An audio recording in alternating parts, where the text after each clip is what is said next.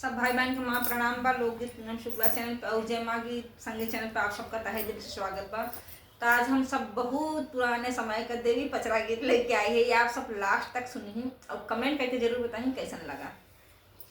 छोटी नी डाढ़िया से उतरई दुर्गा मैया हो कि झूमई लागिना वहीं माला फूलवरिया हो कि घूमई लागिना वहीं माली फूलवरिया हो कि घूमई लागिना छोटी नी डाढ़िया से उतरई दुर्गा मैया हो कि झूमई लागिना वहीं माली फूलवरिया हो कि घूमई लागिना वहीं माली फूलवरिया हो कि घूमई लागिना